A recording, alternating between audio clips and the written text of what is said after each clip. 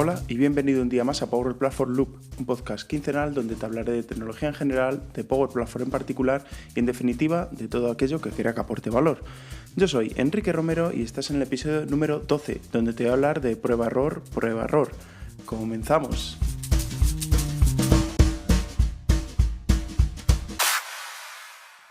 Te habrás llamado la atención, y no es para menos, el título de este podcast. También es un poco para dejar a la imaginación de qué narices te voy a hablar, ¿no?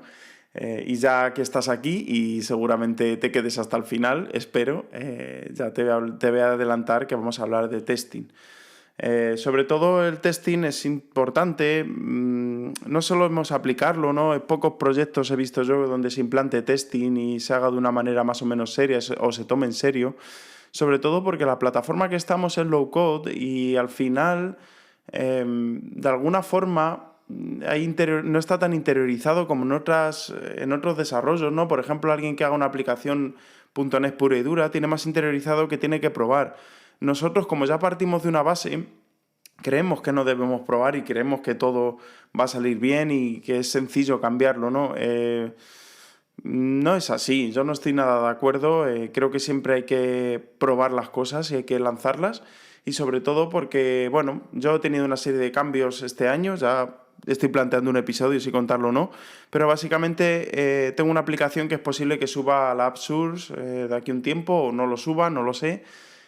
Aquí sí que quiero implantar, es una model driven, aquí sí que quiero implantar pues todo el tema de testing, ¿no? Porque al final me parece lo suficientemente serio como que para subirlo a la App Store, a la App Source o como se llame lo de Microsoft, para subirlo ahí me parece lo suficientemente serio de que alguien va a pagar por ello y por supuesto pues hay que dar una cierta calidad, ¿no?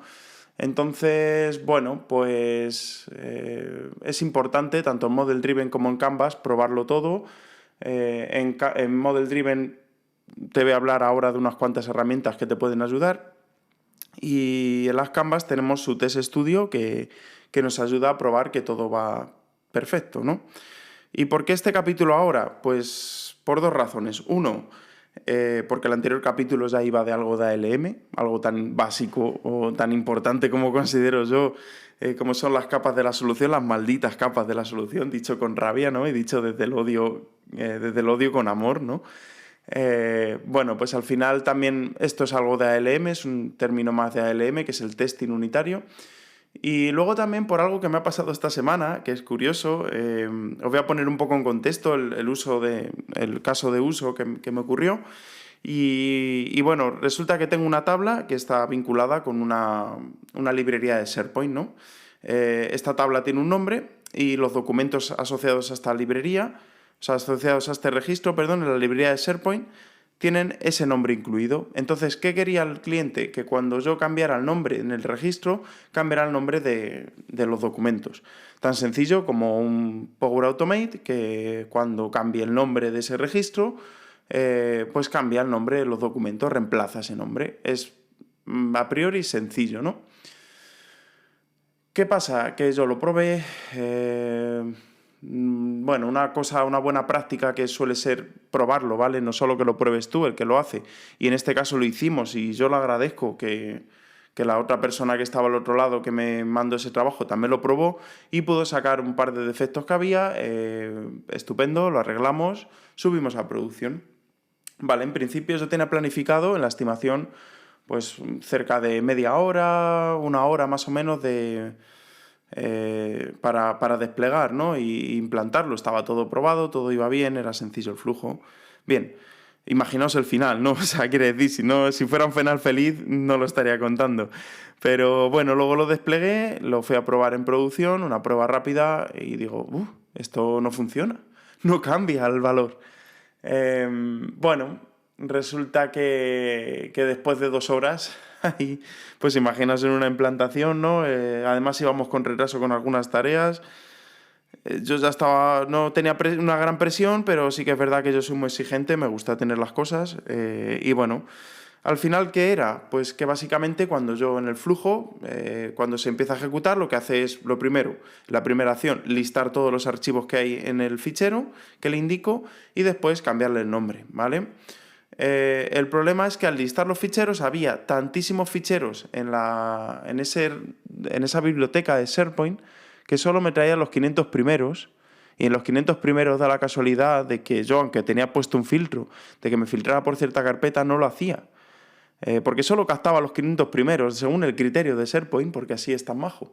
Y esto es pues es iba a decir una palabra muy fea, pero pues era un problema, ¿no? En ese momento.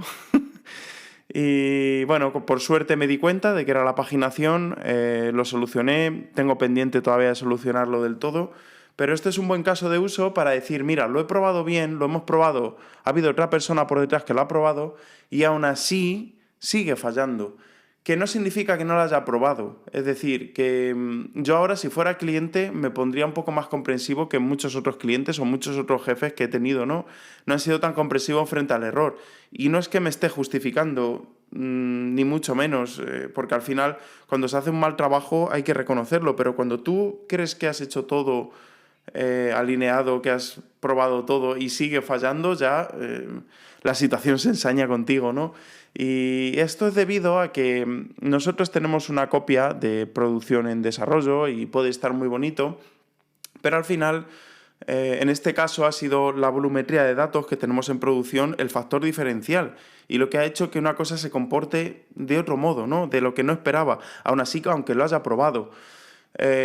Yo, si fuera en este caso un jefe, ¿no? Habría analizado la situación, habría entendido y habría dicho, vale, no pasa nada, arreglamos, seguimos iterando y que al final es dar el valor correspondiente al cliente con la calidad adecuada, ¿no? Esto es un ejemplo de lo he probado bien, he hecho todos los pasos bien y aún así sigue fallando, ¿no? Cuando es cuestión de decir a alguien, oye, mira, es que he arrancado la aplicación, ¿no? Y nada más arrancar me sale un error enorme. Eso quiere decir que ni siquiera lo has probado. Y eso sí que es razón para echar una bronca, ¿no? Que un jefe te eche una bronca. Pero en este caso no lo vería muy justo y seguramente, se puede debatir, ¿no? Para los temas de testing, ¿vale? Vamos a ir un poco más, esta segunda parte un poco más teórica, la primera ha sido más personal y esta segunda vamos a ir más a la teoría de qué debemos hacer para testear un sistema, tanto Canvas como Model Driven, como lo que sea, ¿no? Cualquier sistema vale, pero yo me voy a centrar obviamente en Power Platform, que es lo que nos interesa. Lo primero es definir un alcance, es decir, hasta dónde vamos a probar, hasta qué detalle vamos a probar, ¿vale? Porque no sé si te ha pasado que has empezado a hacer test unitarios o has empezado a hacer algo, ¿no? De testing y has visto que después de que desmantelas un poco sigue apareciendo más y nunca puedes parar de testear, ¿vale? Porque siempre hay cosas que probar y si esto lo cambias aquí y esto ahora lo pones, o sea, hay miles de casos, entonces es importante definir un alcance, hasta dónde vamos a probar el testeo, hasta dónde llega. Que luego vemos que siguen saliendo bugs, ampliamos ese alcance, ¿no? Pero es importante definir un objetivo, ¿vale? Dentro de un test case, que es al final son distintos test case que tenemos que ir, casos de testing, ¿no? Al final traducido al español, ¿qué tenemos que poner? Lo primero que necesitamos hacer, es decir, ¿cómo queremos que se comporte? ¿Vale? Esto había una ley, no me acuerdo muy bien, estaba en inglés, que era algo de las W o algo así, no recuerdo muy bien, ¿vale? Así que no voy a hablar de eso, pero básicamente lo primero, ¿qué necesita hacer el test case? Segundo, ¿qué prerequisitos deben cumplirse? Es decir, que esto esté posicionado así, así, y esto se hace con sentencias condicionales. Si este registro contiene este valor, si este registro contiene este otro valor, entonces, que es como el cómo debe hacerse, debe comportarse así.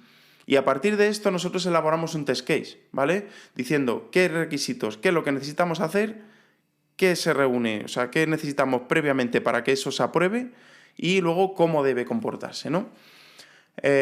Luego lo que queda es la validación de la solución final. Si se comporta como debe ser, es ok, si no, fallo, ¿vale?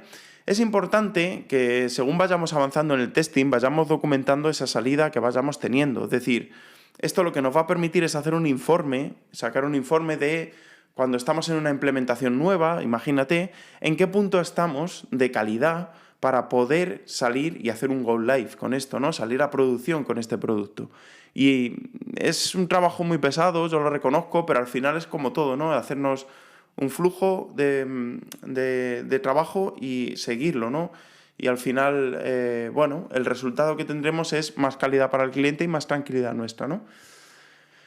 Vale, dentro de la planificación de todo esto, pues importante, ya lo he dicho, definir el alcance, los tiempos, es decir, qué tiempo manejamos. Es importante siempre que hacemos una planificación poner tiempo de inicio y tiempo de fin, porque si no, si el tiempo es infinito, eso significa que es un área y no es un proyecto como tal de testing, sino que es un área de testing que puede ser eterno, ¿no? Los roles, porque también va a haber personas, va a haber testing automatizado y testing que va a tener que hacer las personas. Roles, quién va a hacer los testing, bueno, todo esto debería ir definido en un plan de testing. El plan de resolución, es decir, esas personas que van probando, cómo nos van a comunicar los bugs que vayan apareciendo, si vamos a ir por Jira, vamos a ir por DevOps, por otra plataforma de traqueo de este tipo de cosas. Las líneas marcadas del progreso, es decir, los hitos, ¿vale? Hitos de por dónde vamos pasando, si llegamos hasta aquí, cuánto porcentaje tenemos marcado. Y luego, pues, este traqueo, que digo yo, que es un trabajo ongoing, ¿no? Que es un trabajo continuo de cómo vemos el progreso. En base a los resultados, pues ya sabemos si salimos o no, ¿no? Dentro de los tipos de testing, ¿vale? Vamos a tener varios. Vamos a empezar con los más básicos, que seguramente conozcas, que es los test unitarios, los unit tests, que para esto hay una herramienta que te recomiendo muchísimo, se llama FakeXRM Easy. La conozco desde hace mucho tiempo, la he usado mucho, la lleva un chico español que se llama Jordi Montaña, y es maravillosa. O sea, esto lo que hace, para que te des cuenta, lo haces por código en Visual Studio, ¿vale? Y te monta como un entorno de Dataverse en local, ¿no? Y entonces tú creas una cuenta, por ejemplo, y necesitas validar una información de esa cuenta, pues lo validas ahí, ¿no? Esto sobre todo sirve para probar plugins, para probar code activities, y creo que también tiene una parte de JavaScript, pero creo que te lo tenías que tener todo en TypeScript, ¿vale? No lo he probado la parte de TypeScript, y también incluyeron hace un año, si no recuerdo mal, además Jordi lo iba pregonando por el Big Summit, el Big Summit 2022, el año pasado, que también lo había puesto para las Azure Functions, ¿no? Entonces, súper interesante. Luego, después de los unit tests, tenemos los test funcionales, que aquí vamos a ver, van a entrar usuarios y nos van a decir si realmente esto es lo que aporta valor y resuelve los problemas que tienen que ser. Después tendremos la fusión, ¿no? Los fusion teams, pero a nivel testing, que serán los test de proceso, process test, que será la combinación de los unit tests más los functional test, ¿vale? Que esto al final, pues que ambos convivan y que ambos pasen todo eso. Y luego estarán los end-to-end, los de inicio a fin, básicamente será la traducción de end-to-end, que serán todos esos procesos, process test 1, process test 2, todos aquellos process test. Un process test, por ejemplo, pues puede ser en una aplicación de ventas alta de un nuevo cliente potencial, otro calificación del cliente potencial, otro generación de facturas, otro generación de ofertas. O sea, todo esto depende del alcance que vayamos definiendo, son pequeños procesos, como dividimos nuestra aplicación en distintas fases, ¿no? Para poder ir probando y no probar todo de repente, porque eso ya son los tests end-to-end, que al final son la consecución de todos estos process tests, ¿vale? Los process tests nunca competen toda la aplicación, ¿ok? Después están los performance tests, que aquí da para otro podcast, y ya llevamos unos 14 minutos más o menos. Entonces, los performance tests, básicamente, cuando estamos con una gran volumetría de datos, con esto nos indica si realmente la aplicación va a responder como esperamos, ¿no? Con esa cantidad de datos que nosotros queremos, y al final es cargar datos como si fueran producción y meterle caña, ¿no? Al entorno. Esto es un performance test, y ver cómo pues adecua el entorno a las cosas, ¿no? Luego, antes de producción, ¿vale? Estos son tests que vienen, dos tipos de test que vienen antes de una puesta a producción, que es el UAT testing, que básicamente pues probar en un entorno que sea prácticamente parecido, que no igual, porque nunca va a ser igual, ¿no? A producción, el UAT, el User Acceptance Testing, creo que es. Perdón la pronunciación porque lo he hecho un poco improvisado, pero al final los test de aceptación del cliente. Y luego hay un test especial, que es el Mode Cut Over, que no sé exactamente cuál es la traducción, pero básicamente es abrir producción y pasar una batería de pruebas antes del Go Live y luego borrar esos datos que han quedado ahí, ¿vale? Esto solo se hace cuando vamos a la primera implementación en producción. Y por último tenemos los test de regresión, que estos serán test que al final tendremos que hacer, se pueden hacer tanto automatizados como no automatizados. Son test que vamos a hacer cuando modificamos una parte muy vital de la aplicación que puede comprometer a partes que ya estaban validadas antes, ¿no? Entonces se dice que se hace un test de regresión. Para estos test de process test y todo esto, pues te he hablado de unit test con la herramienta FakeXRM Easy. Para los process test tenemos dos opciones. Una, directamente desde Visual Studio, llamar a la API de CRM, ¿no? de Dataverse, y ir haciendo las acciones mediante la API. Y luego la otra, que también esta es automatizable, y la que te voy a hablar ahora también es automatizable, que es al final con EasyRepro, que bueno, esto lo que hace básicamente es te abre una ventana de Chrome, hace login en Dataverse, ¿vale? En nuestra aplicación de Power Apps, y va haciendo acciones o sea, va moviendo el ratón como si de un RPA se tratara y va probando la aplicación, ¿vale? Esto lo que pasa es que si el problema que tiene el EasyRepro es que si una ventana por latencia, por X motivos, porque ese día esté más cansado Microsoft y decida ir más lento, bueno, pues dará un error y al final tendremos que determinar si este error de timeout, ¿no? Pues es un error realmente o no es un error. Y nada, con este resumen creo que ha estado bastante bien el episodio de hoy. Espero que apliques testing en la medida de lo posible. Sé que no es fácil siempre sacar ese tiempo, pero de verdad muy recomendable.